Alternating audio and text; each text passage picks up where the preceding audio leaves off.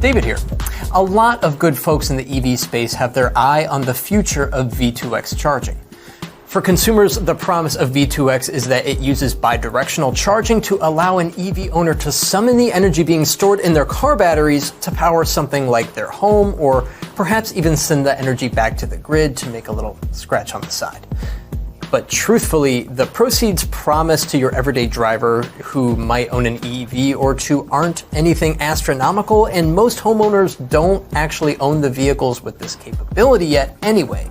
Not to mention all the equipment that's necessary to make it work. However, fleets, on the other hand, that have invested in electrified trucks might see a much higher potential for profit.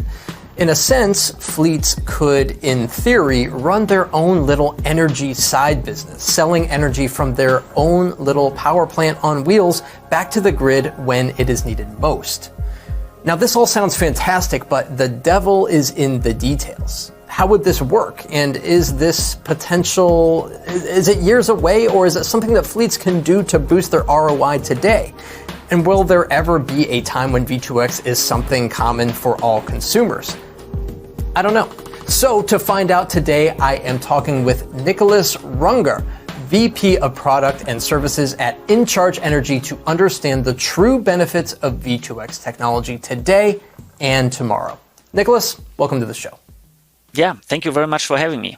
So I understand in kind of principle what V2X charging is, but can you really kind of run down how it works and how fleets can potentially take advantage of it to make more money at the end of the day?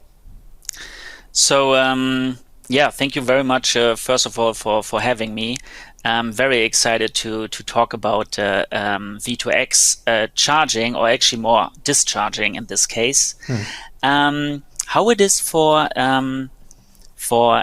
fleet operators, it is actually not that difficult what you need to bring to the table here. Yeah, I mean, of course, you need to have a vehicle-to-grid capable vehicle, meaning it needs to be bidirectional. So charging and discharging, you need to have a charger that supports that, and that is pretty much it at the end of the day. Yeah. Additionally, so that is from an electrical point of view the case. What you do then also need is, of course, a whole intelligence that needs to be brought to the overall system. And that is then coming usually with a charger management system. In our case, it is called the InControl here at InCharge. And that is then the piece that needs to be managing the charger, as well as also being tied to the different grid operators, the utilities, the ISOs, so they can actually digest the signals from the grid and also manage the whole discharging process with the vehicle. Okay. And when we're talking about V2X, is V2X and bidirectional charging, are those terms interchangeable, or do they mean different things? Those are, in this case, interchangeable. Yeah, we're calling it at InCharge V2X because we're hiding behind that X, a G, an H, an L. Yeah, that basically stands for vehicle to grid, vehicle to home or to building, or vehicle to load. The importance is that the vehicle and the charger can work together to discharge the vehicle. And then what then happens on the other side of the charger depends on in which way it has been installed. We are right now differentiating two main use cases. The first one is what we are calling, in this case, energy arbitrage, where we are discharging into the grid and we are opening up here a new revenue stream for the fleet operator. The second use case is what we are calling islanding. In case of an outage, we can, with a transfer switch, take the whole building off the grid and start the discharging process of the vehicle and use that battery in the vehicle to keep the lights on and the fridge running in the building. Very cool. These are the main two use cases that we are supporting here. We see at this point, specifically for fleets, a very good use case in that energy arbitrage use case. And at some point, but this is probably something that will become more and more difficult to do, is where vehicles will be actually also supporting whole buildings, like schools or hospitals, like a USP device. That is more something that needs to be very, very, very, very high level of resiliency that needs to be brought to the table here. That is probably something that will be way further out and probably not that high likely. Got it. So are you seeing today any use cases of fleets actually taking advantage of this technology today? Is it a successful rollout for them, or is this something that we're kind of pontificating about it, that this is going to be something that a lot of fleets are going to be doing in the future, not so much today? Good question. So I think that at this point, fleets are not taking as much advantage of it just because the technology is not that wide adopted yet. So that is simply the main reason why there is not such a huge V2X market at this point. But everybody is right now in their starting blocks and ready to be running here pretty soon. One of the main things is right now vehicle-to-charger communication. The communication protocols that are managing the charging, or in our case here right now, the discharging process, are not 100% in place yet. So there is right now it's a little bit of the wild west right now when it comes to charging protocols that are being implemented. Everybody knows here on this podcast the CCS connector. And the two tiny pins on that CCS connector, they're there for the communication piece. Now, the communication here is on the discharging side, differently implemented from vehicle OEM to vehicle OEM. And this is right now something that the industry is getting on the table, and is at the same table, and is right now getting here on the same page to utilize a charging protocol or a communication protocol that is the right one for everyone. However, right now we at InCharge, we are going with all of the OEMs right now through the process in making sure that our chargers can communicate with their vehicles. So meaning, if you're talking, for example, about a school bus fleet operator, that is buying from different OEMs, they want to make sure that each vehicle can be charged and also discharged at each charger. So it means that we need to create here a certain interoperability between all of the partners in that fleet, and that is something that we are right now trying to accomplish here. Did that answer your question at all? I think so. It's tough right now because, like you alluded to earlier, you need the right vehicles to even begin doing this. Not all vehicles are capable of bidirectional charging. But let's say a fleet has invested in electrification. They're all in on electrification. They have the correct vehicles necessary for bidirectional charging, and they want to begin this process of V2X. Can you kind of give us a rundown as far as like the infrastructure that they need to have installed, and maybe the players that they need to be talking to, maybe the utility to make sure that everything's going to go smoothly? Yep, absolutely. So what you need to do when you have the buses, or the vehicles, and the vehicles are already ready to be discharged, what is needed is a bidirectional charger. You need to have a charging management system that is integrated with the charger. So not all charging management systems today can also talk to a bidirectional charger at this point. And then the charging management system also needs to be tied in with the grid operators to ensure that they can actually digest the signals that are coming from the grid and get something out again.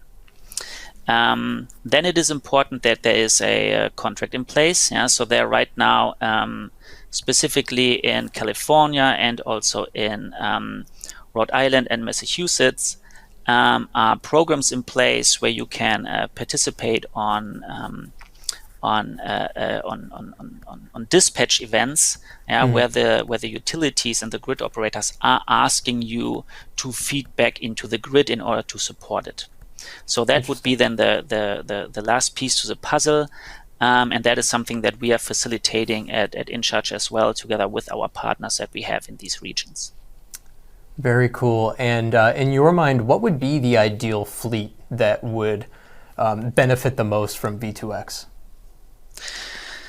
Yeah, so the ideal fleet. So let me take a step back here, because we want to talk maybe also a little bit more about the main benefit of V2X is basically that we have here with the discharging capabilities of the vehicle, we can opening up an additional revenue stream for that fleet operator. Yeah. Meaning with the potential to feed energy back into the grid when it's needed, a business opportunity arises. And where the utilities and grid operators have the problem to balance out the grid, in other words, we would like to flatten out our duck curve, right? The battery electric vehicles can help and provide their stored energy and open up with this now this additional revenue stream for the owner.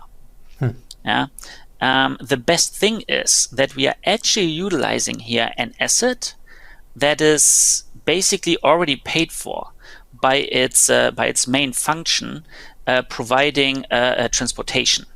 Right. So, and then this virtual power plant function, is basically the cherry on top of that. Yeah. And so when it then now comes to answer your question, when it comes to what would be the ideal fleet, so a main function of commercial vehicles is transporting goods or passengers. So meaning every time a vehicle is being parked, it is not fulfilling its main function. So that usually means that it's not making money for its owner and operator.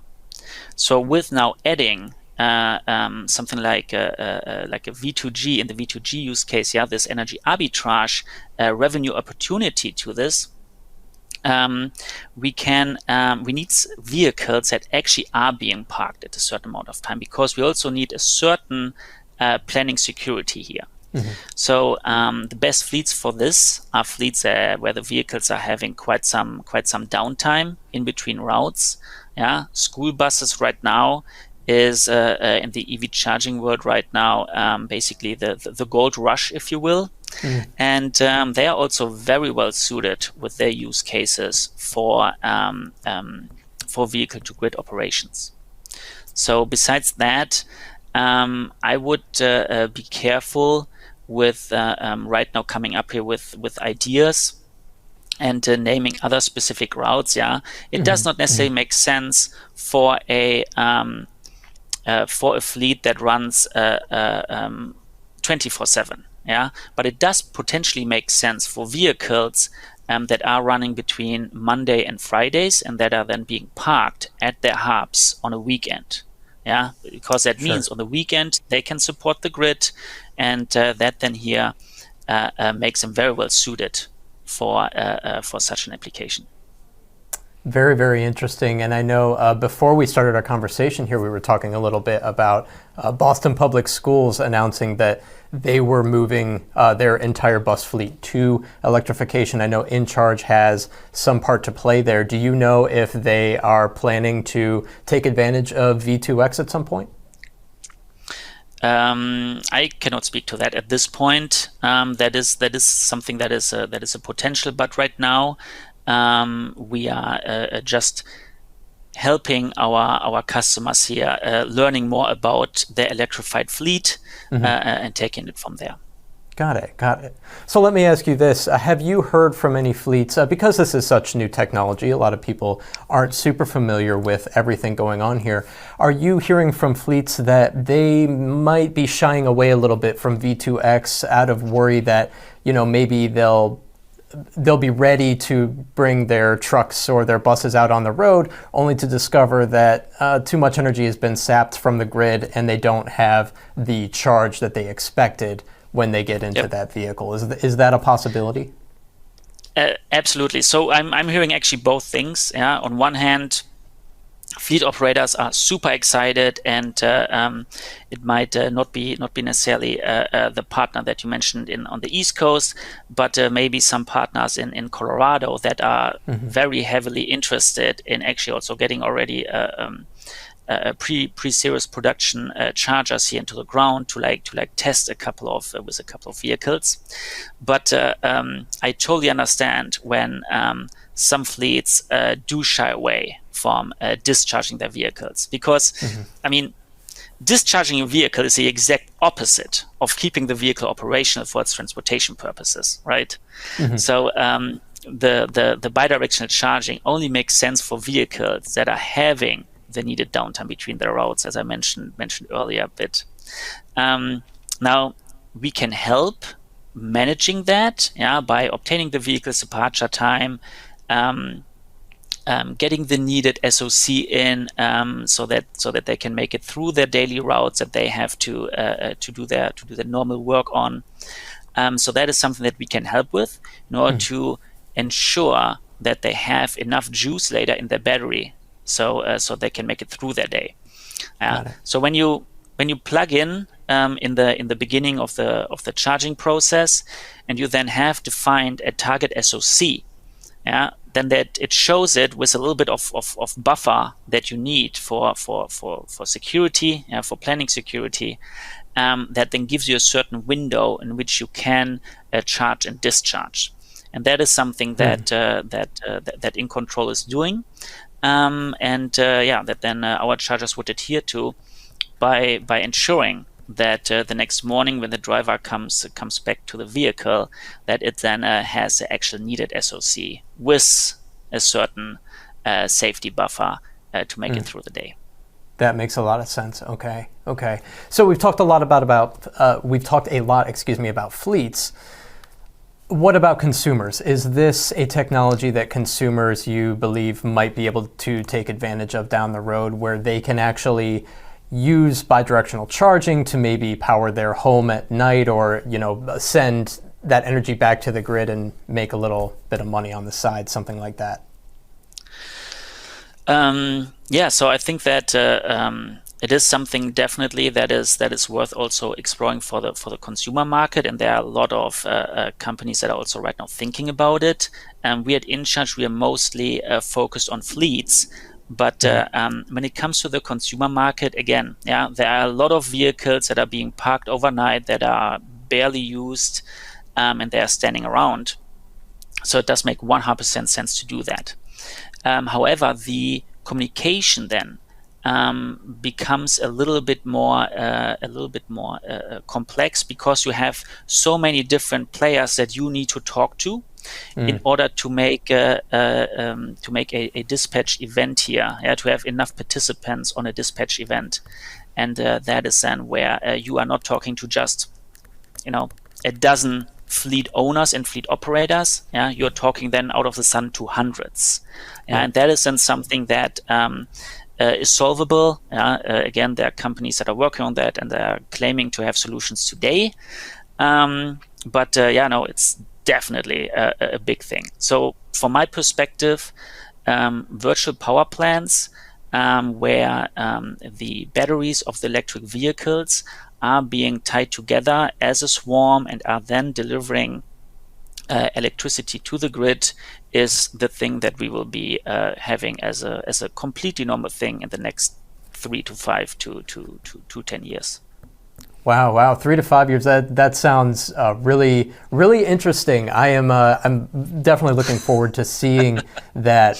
You could sense a surprise in my voice, but honestly, the way that it seems like things are moving, especially when you start hearing about some of these bigger fleets and some of these, especially fleets of school buses, really starting to take advantage of this and look into this. You mentioned on the West Coast is happening a lot. I think 3 to 5 years honestly doesn't seem that far off. So I look forward to seeing what the future holds. Yeah, and that is also supported right now, for example, by efforts that are being summarized in a bill that is going to be proposed here in California, where they are thinking about making bidirectional chargers, or only having chargers anymore with bidirectional functionality being put into the ground from 2027 on. Oh, wow. Okay. So that is something that would be also, game changing to the V2X market. Yes, absolutely, for sure. Well, Nikolas, thank you so much for being on the show today. I really appreciate all your insight. I will be standing by. I'm really, really excited to see how far V2X ends up going for everybody, including consumers. Yeah, thank you very much for having me. That was Nikolas Runge, Vice President of Product and Services at InCharge Energy. There you have it. What do you think about V2X charging? Let us know. My name's David Sickles, and this is the EV Impact Show. We'll catch you next time.